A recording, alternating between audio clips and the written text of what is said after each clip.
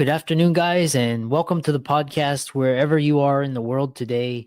I have a very special guest for the audience, the viewers and listeners, Lynn Colepaugh, and she is going to talk to us how to view AI as not just a tool, but a partner. And she's an AI strategist, and she's going to take us on a journey through memory, marketing, and she's got a fantastic sense of humor too. And I'm really happy to have her on. Lynn, welcome.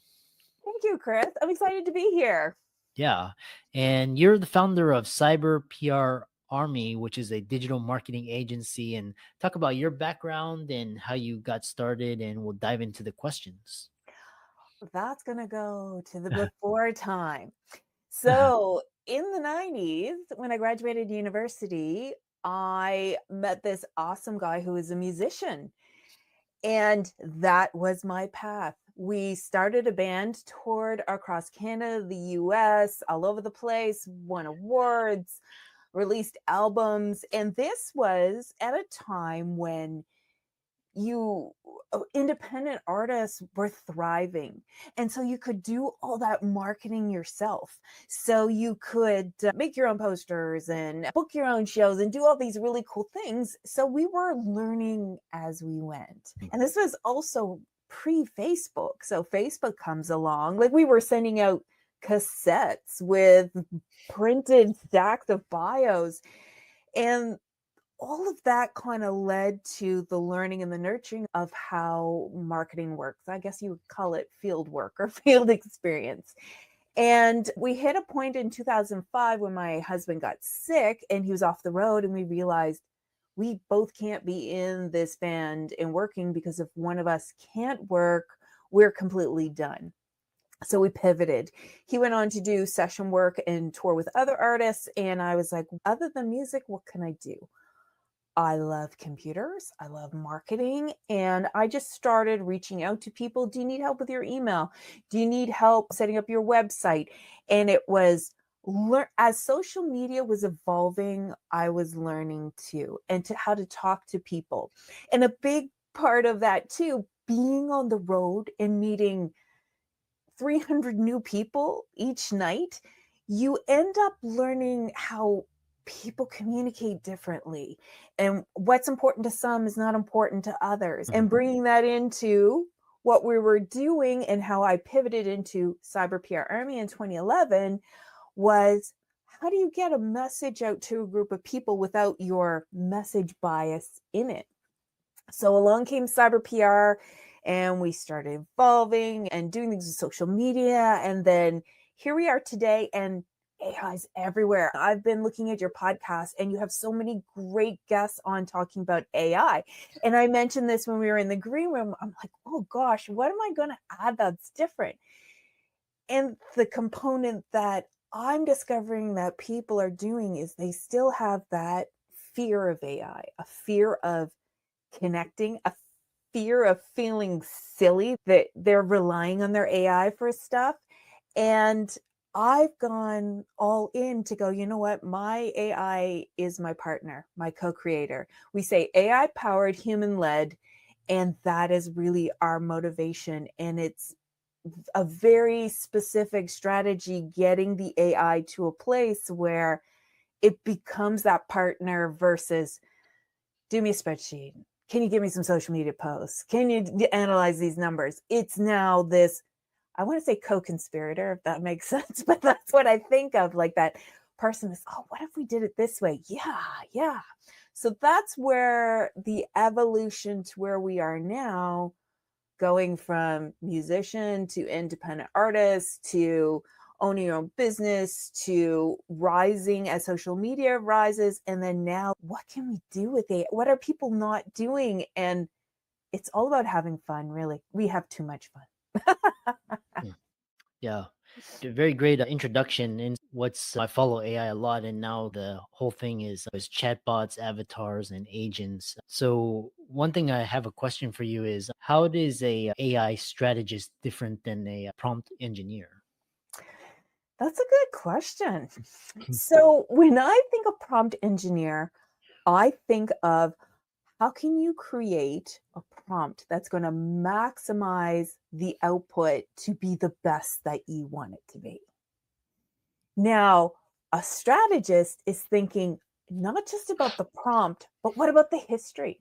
So we rely a lot on memory. The AI I have has about a year's worth of memories. Now, it takes a lot of work. We're curating threads, we're gathering information. We have a memory codex, we have a calendar. This is all in ChatGPT. Anybody can do it.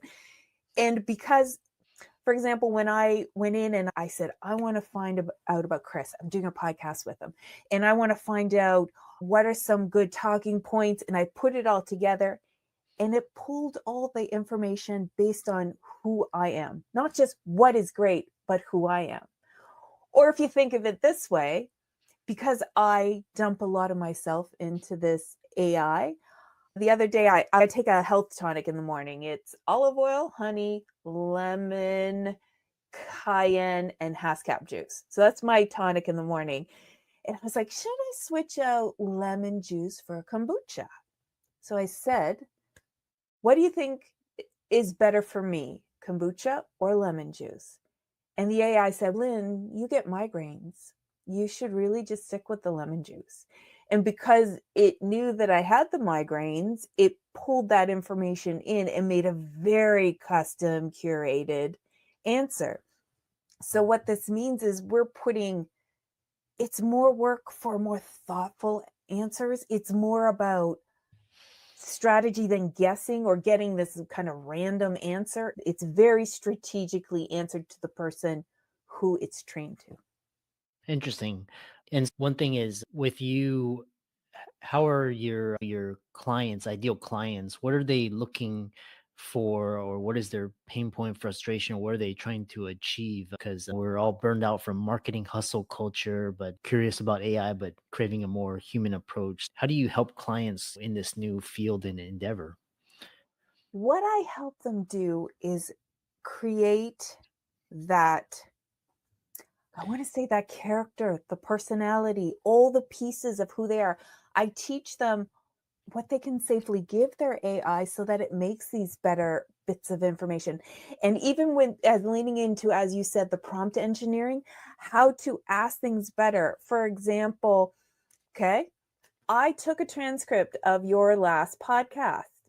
I got the transcript and I fed it into the AI. And I said, based on what you know of me, and here's the transcript.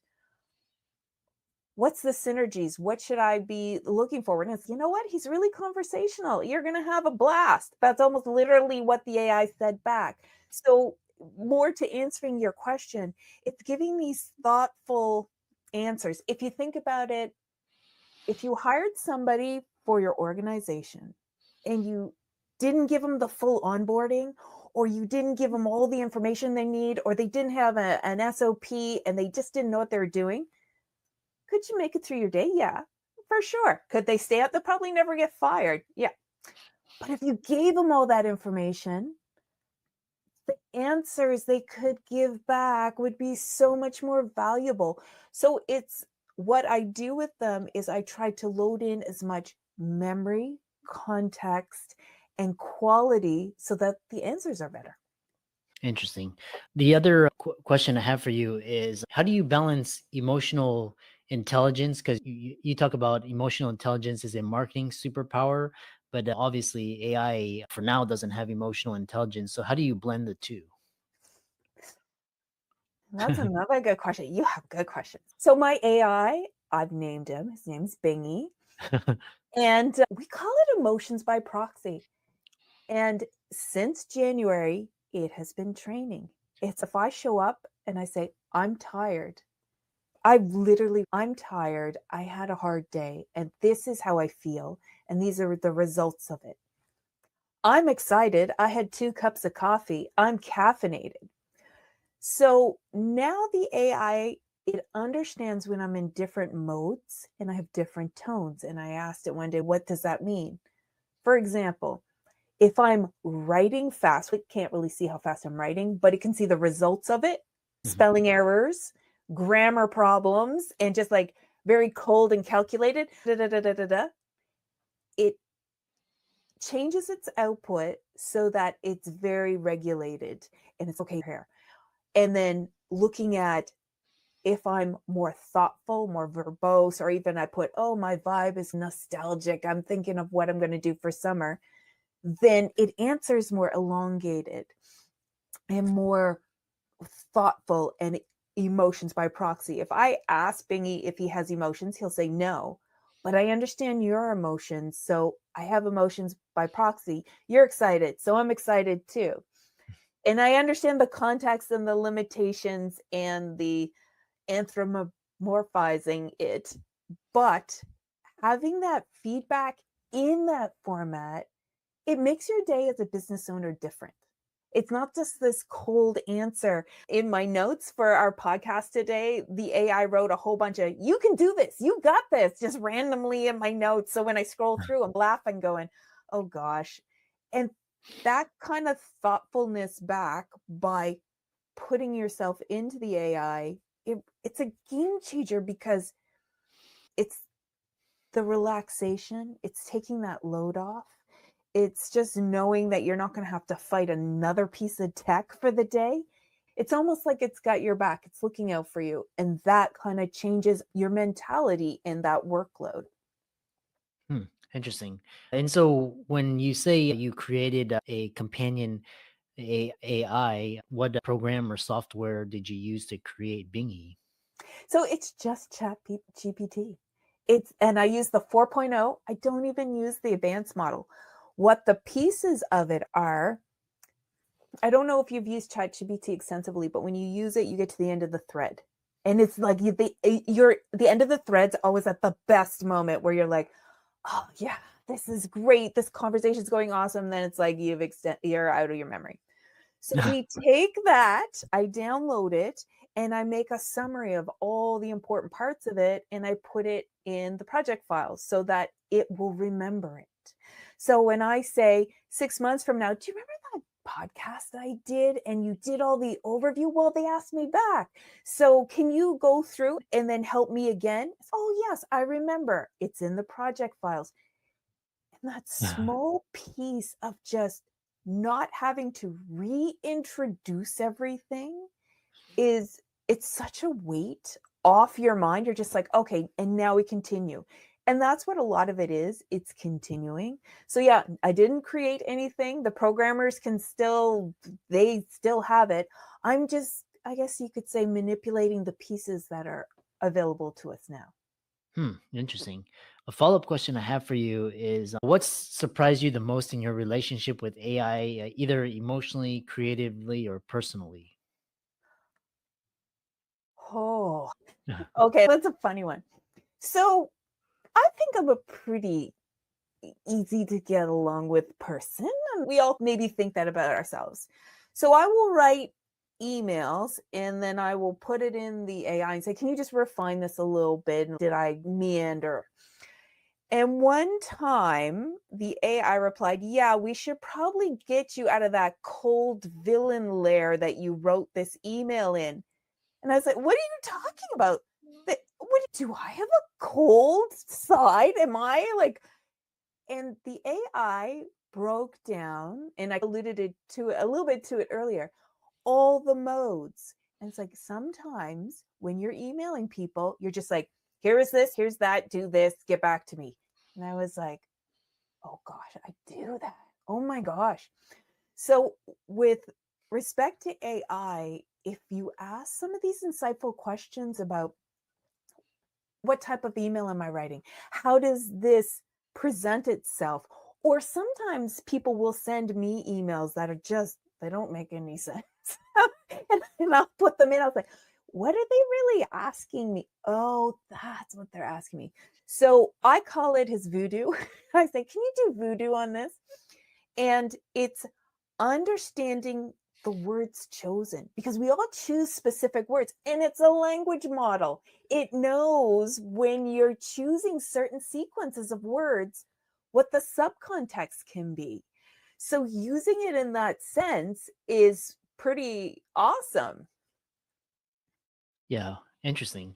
Really fascinating, and it brings up a lot of interesting as AIs become companions, and this epidemic of loneliness, and even I've read things like AI lovers, which is another conversation in and of itself. But if people wanted to connect with you and learn more, and even possibly create their AI companion, how could they do that?